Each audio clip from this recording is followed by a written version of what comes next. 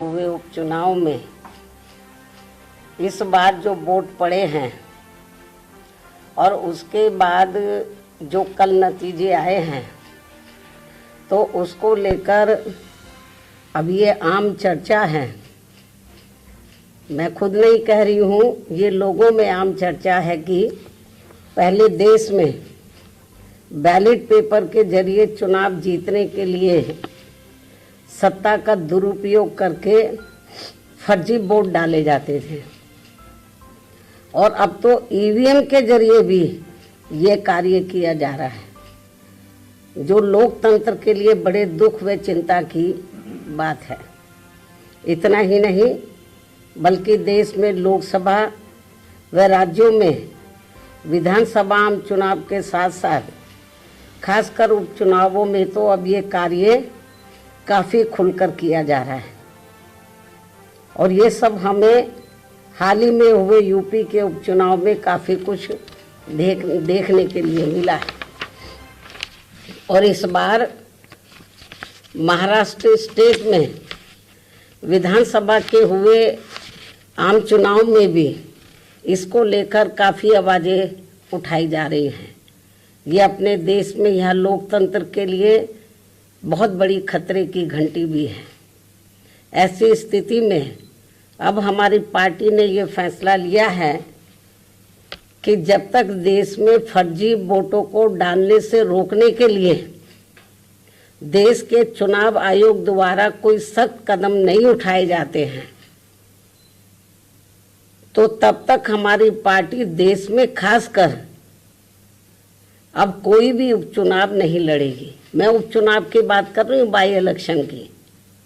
तो तब तक हमारी पार्टी देश में खासकर अब कोई भी उपचुनाव नहीं लड़ेगी। जबकि आम चुनाव में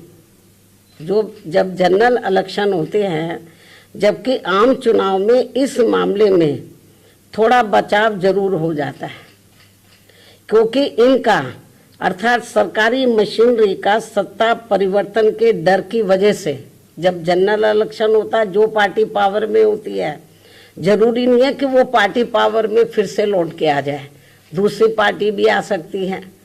तो फिर वो जो सरकारी मशीनरी है वो थोड़ा घबराती है। जबकि आम चुनाव में इस मामले में थोड़ा बचाव जरूर हो जाता है, क्योंकि इनका अर्थात सरकारी मशीनरी का सत्ता परिवर्तन के डर की वजह से आम चुनाव में इनका जनता पर कोई ज़्यादा दबाव या डर आदि नहीं होता है, जिसे खास ध्यान में रखकर हमारी पार्टी देश में लोकसभा व राज्यों में विधानसभा के आम चुनाव तथा स्थानीय निकायों के भी चुनाव पूरी तैयारी व दमदारी के साथ लड़ेगी। इसके साथ ही यहाँ मैं ये भी कहना चाहती हूँ कि यूपी में सन 2007 में बीएसपी की अकेले ही पूर्ण बहुमत की सरकार बनने के बाद से कांग्रेस, बीजेपी व इनके समर्थक सभी जातिवादी पार्टियां ये सोचकर काफ़ी घबराने लगी थी कि यदि बीएसपी केंद्र की सत्ता में आ गई तो फिर बाबा साहब डॉक्टर भीमराव अंबेडकर का व इनके अनुयायी रहे मान्यवर श्री कांशीराम जी का भी हर मामले में अधूरा रहा सपना जरूर साकार हो जाएगा, जिसे रोकने के लिए फिर इन्होंने अंदर अंदर आपस में मिलकर ये जो जातिवादी पार्टियां हैं, कांग्रेस, बीजेपी और कंपनी के जो लोग हैं, फिर इन्होंने अंदर अंदर आपस में मिलकर वे पर्दे के पीछे से खासकर दलित समाज में से बिकाऊ व स्वार्थी किस्म के लोगों के जरिए अब इन्होंने अनेकों पार्टियां बनवा दी सन 2007 के बाद से, जिनको चलाने व चुनाव लड़ाने आदि पर पूरा धन इन्हीं पार्टियों का लगता है। तभी ये पार्टियां कई कई दर्जन गाड़ियों को साथ में लेकर चलती हैं, और अब तो ये हेलीकॉप्टर व प्लेन से चुनावी दौरा भी करते हैं। ऐसी लोगों में ये आम चर्चा है। जबकि हमारी पार्टी बीएसपी इसके लिए पार्टी के लोगों से बीएसपी सदस्यता आदि के जरिए अपना खर्चा खुद उठाती है, यहाँ ये भी गंभीरता से सोचने की बात है। और इतना ही नहीं, बल्कि फिर ये विरोधी पार्टियां अपने राजनीतिक लाभ के लिए उनके हिसाब से उनसे उम्मीदवार खड़े करवा के अब बीएसपी को कमजोर करने में लगी है। इसके साथ ही अब तो इन बिकाऊ व स्वार्थियों को मजबूती देने के लिए अब ये विरोधी पार्टियां अपना खुद का भी वोट ट्रांसफर करवा के इनके हर राज्य में 1-2 एमपी व एमएलए भी जितवा कर भेज रही है। इसलिए ऐसे सभी बिकाऊ व स्वार्थियों की पार्टियों को अब अपने भोले भाले दलितों, आदिवासियों, अन्य पिछड़े वर्गों व अकलियतों को भी अपना एक भी वोट देकर खराब नहीं करना है। ये सब हमें अभी हाल ही में हरियाणा, महाराष्ट्र, झारखंड के हुए विधानसभा आम चुनाव के साथ साथ यहाँ उत्तर प्रदेश में भी 9 विधानसभा की सीटों पर हुए उपचुनाव में काफी कुछ देखने के लिए मिला है। ऐसे में अब इन सभी वर्गों के लोगों को इन्हें जाति, बिरादरी, रिश्ते नातों, यार दोस्तों आदि के भी चक्कर में न पड़कर अपना वोट ऐसी किसी भी पार्टी को नहीं देना है, बल्कि अपनी एकमात्र हितैषी पार्टी बीएसपी को ही अपना वोट देना है, जिसकी नीतियों व कार्यशैली को इन्होंने यूपी में, यानी कि जो वीकर सेक्शन के लोग हैं, इन्होंने यूपी में बीएसपी के, वैसे तो सर समाज के लोगों ने आजमाया है, इन्होंने यूपी में बीएसपी के नेतृत्व में 4 बार बनी सरकार में भी काफी कुछ आजमाया है। इसके साथ साथ इन सभी वर्गों के लोग अब पुनः सत्ता में आने के लिए विरोधी पार्टियों की इन सभी साजिशों से हमेशा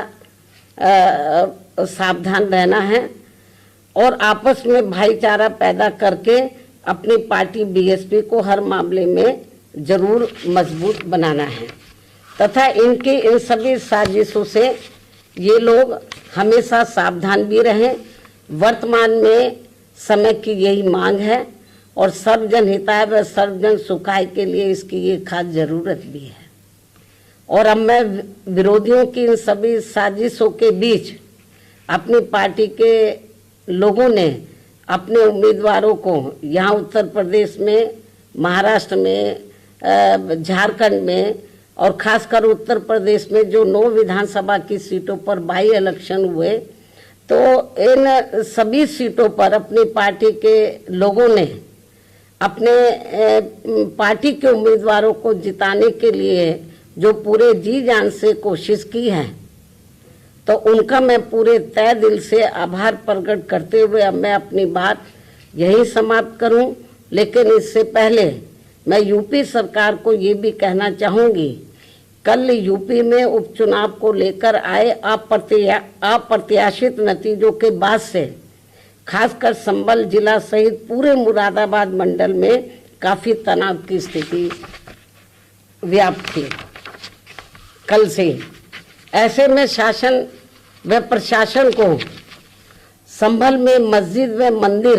विवाद को लेकर सर्वे कराने का कार्य आगे बढ़ाना चाहिए था,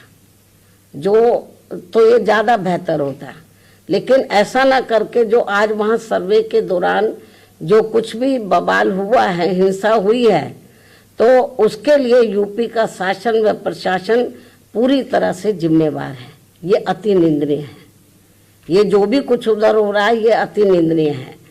जबकि ये काम दोनों पक्षों को साथ में लेकर शांतिमय ढंग से किया जाना चाहिए था, जो नहीं किया जा रहा है। ऐसे में अब मैं खासकर संभल के सभी लोगों से वहां शांति व्यवस्था बनाने की भी पुरजोर अपील करते हुए अपनी बात यही समाप्त करती हूँ। धन्यवाद। जय भीम व जय भारत।